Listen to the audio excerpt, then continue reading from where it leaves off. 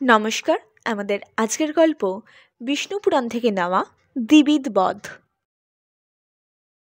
পরাশর মতে ভগবান শ্রীকৃষ্ণ যে নরকাসুরকে বধ করেছিলেন সেই নরকাসুরের এক বানর শ্রেষ্ঠ সখা ছিলেন। তার নাম দ্বিবিদ। এই দ্বিবিদ দেবগণের প্রতি বড়ই শত্রুতাচারণ করতে থাকলেন। বন্ধু নরকাসুরের মৃত্যুর প্রতিশোধ নিতে দ্বিবিদ একাই মহাক্রোধে সকল যজ্ঞ ধ্বংস করতে লাগলেন। সাধুগণের মর্যাদা হানি এবং দেহধারীগণের বিদ্বেষ করতে থাকলেন। কখনো গ্রাম, নগর ও বনসমূহ পোড়াতে থাকল, কখনো বা পর্বত নিক্ষেপ করে গ্রামাদি চূর্ণ করে ফেলল, কখনো পর্বত উৎপাটন করে সমুদ্রে নিক্ষেপ করে সমুদ্রকে ক্ষোভিত করতে লাগল।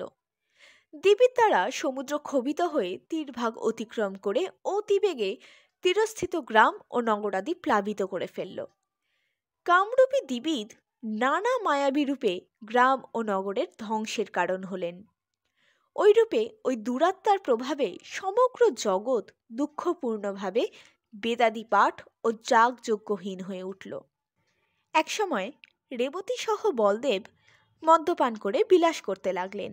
আকস্মাৎ সেই দ্বিবিদ বানর সেখানে আগমন করে এবং বলদেবের লাঙল গ্রহণ করে এবং সেই মুষল গ্রহণ করে নানান বিড়ম্বনা শুরু করলেন।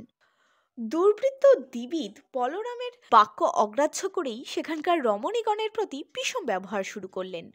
তখন বলদেব ক্রোধ ভরে গাত্রোত্থান করে তার বিরুদ্ধে যুদ্ধ ঘোষণা করলেন।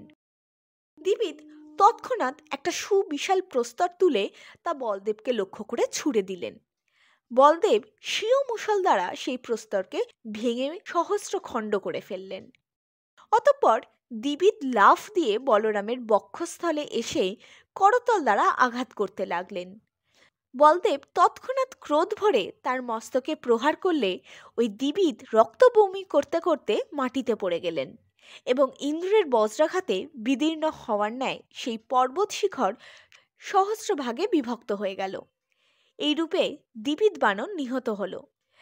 পরে দেবগণ বলরামের মাথার উপর পুষ্পক বৃষ্টি করলেন এবং বললেন, আমাদের পরম সৌভাগ্যের বিষয় এই যে দৈত্যগণের উপকারী এই দ্বিবিদ বানর আপনার দ্বারা বিনাশপ্রাপ্ত হয়েছে।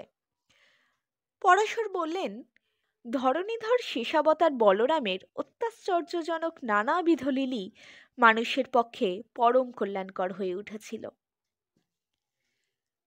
এই ছিল আমাদের আজকের গল্প।